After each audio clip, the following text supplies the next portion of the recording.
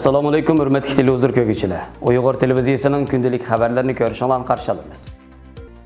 Xitoyning Uyg'urlar haqidagi aqtash kitobi xalqaro g'ulg'ul qo'zg'adi. Mike Pompeo Xitoyning Uyg'urlar qaratgan siyosatini asarlik dog' deb aybladi. Nigeriya islom harakati a'zolari bilan saqchilar o'rtasida to'qinish yuz berdi. Tövəndə diqqətinizə xəbərlərimizdən təfsili məzmunlarda bolsun. Xitoy tajovuzchilari Sharq Turkistonga bo'lgan tajovuzchilikni yushirish uchun tarixiy faktlarni o'ydirib, yolg'on tashviqotni kuchaytirib, butun dunyoni aldash ko'rishini jiddiy qanot yaydirmoqda. Xitoy hukumatining 21-iyul kuni aqtash kitob e'lon qilib, islom dinining Uyg'urlarning birdan-bir yerlik diniy e'tiqod emasligini, uning tarixda Uyg'urlarga qo'ral kuch bilan majburiy tengilganligini ilgari surishi xalqarodagi nopozliq taratqularda zo'r g'ulg'ul qo'zg'adi. Amerikadagi simli xabarlar tori, ya'ni CNN televiziyasi dushanba kuni aqtash kitob haqida xabar berib, Xitoyning tarixini ko'chilab, o'zining millionlagan Uyg'ur va boshqa musulmonlarni tutib turish markazlariga qamash harakatini aqlashga o'rnatayotganligini bildirgan. CNNning xabarida Uyg'urlarning Xitoyning bu bostirish harakatini madaniyat qirg'inchiligi deb atayotganligi ta'kidlangan. Angliyada chiqadigan muhofizatchi gazeti aqtash kitobda atalmish Xinjiangning Xan sulolasidan boshlabla Xitoyning bir qismi ekanligini ilgari surganligini, ammo Xitoyning Uyg'urlarni jazolash az deganda 1 million Uyg'urni atalmish kasbiy mahorat markazi degan nomdagi asabiylikni tugutish markazlariga qamash bilan ayblayotganligini bildirgan.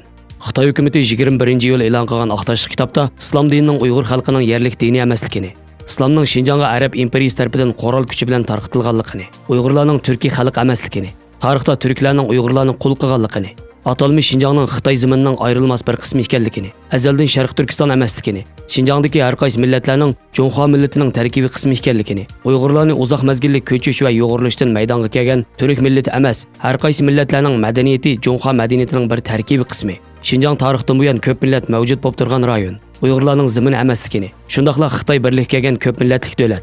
Xinjiangdagi har qaysi millatlar Jonghua millatining qon qarindosh a'zosi. Tashqi bo'lgan kuchlar tarixni burmilab, haqni ostin ustin qilib o'tdi. Xinjiangni Sharq Turkiston davilib, mustaqillik haqida jar selishdi. Tarixni burmilashga bo'lmaydi degandek, safsata mazmunlarni o'z ichiga olgan.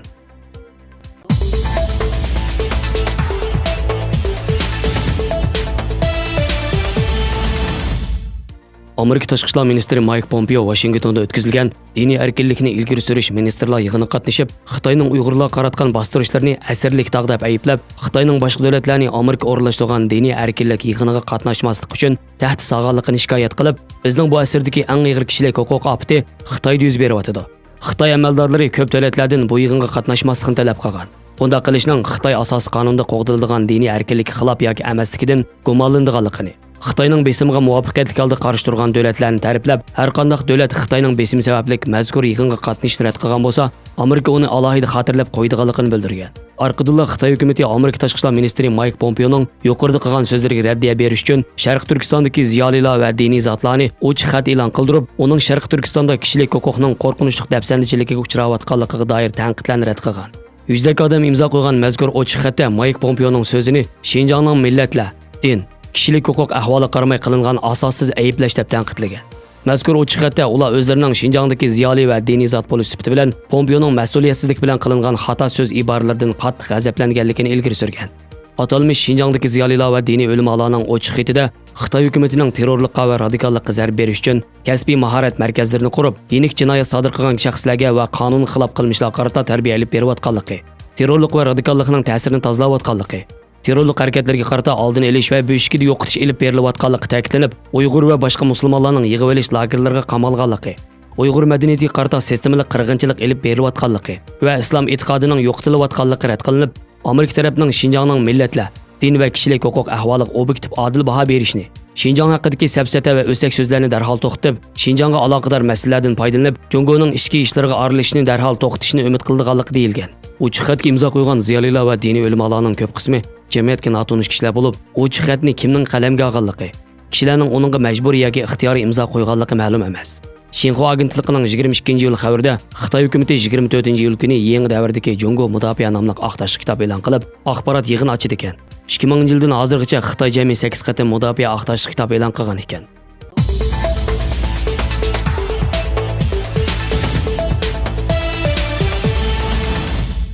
G'arbiy Afrika davlati Nigeriyada Sheyx Ibrohim Zakzakining qo'yib berilishini talab qilib o'tkazilgan namoyishda Nigeriya islom harakati a'zolari bilan saqchilar orasida to'qinish yuz berib, 6 odam jonidan ayrildi.